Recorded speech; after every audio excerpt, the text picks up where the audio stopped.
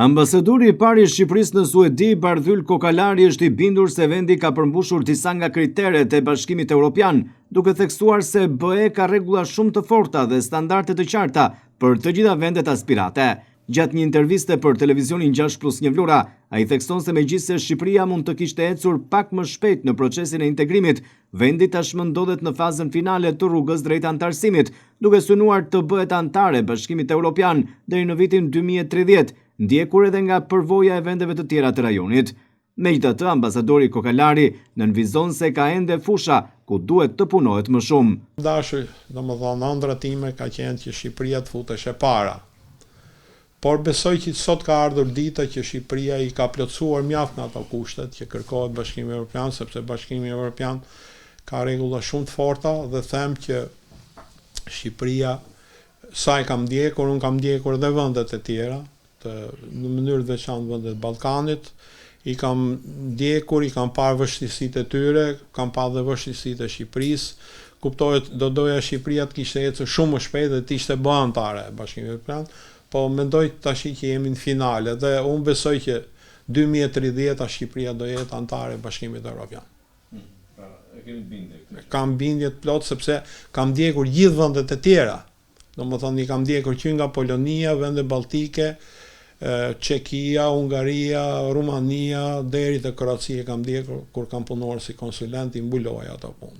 Sipas Kokalarit, ardhmja e Shqipërisë në Bashkimin Evropian nuk është vetëm çështje procedurale, por lidhet drejt për drejt me angazhimin e qytetarëve dhe kapacitetin e institucioneve për të garantuar sundimin e ligjit dhe zhvillimin e qëndrueshëm ekonomik e social. Ai thekson se me përpjekje të vazhdueshme dhe reforma të thella, vendi mund të arrijë të realizojë potencialin e tij dhe të bëhet një shembull i suksesit në rajon. Ish ambasadori e vendos theksin tek zbatimi i ligjit, ndarja e pushteteve dhe çështja e pronave. Shteti do të bëjë më shumë që të respektohet ligji.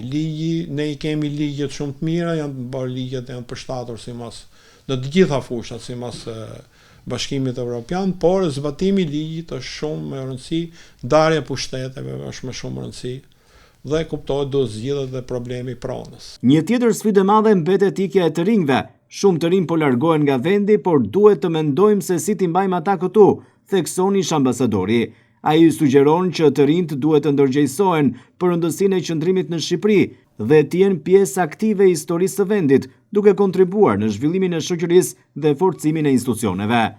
Nuk është vetëm mbajtja, është një shprehje shumë komplekse.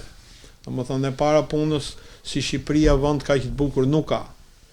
Qoftë nga ana klimës, qoftë nga ana traditave, qoftë nga ana institucioni i besës që kemi ne, qoftë nga ana institucionit që kemi mikpritjes. Dhe të rinjt duhet ta kuptojnë sepse mërgimi nuk është zgjidhje. Mërgimi është një pjesë e jetës që popujt të ndryshëm e kanë bën në momente të caktuar. Por shumë nga ata që janë në mërgim gjithmonë janë kthyer.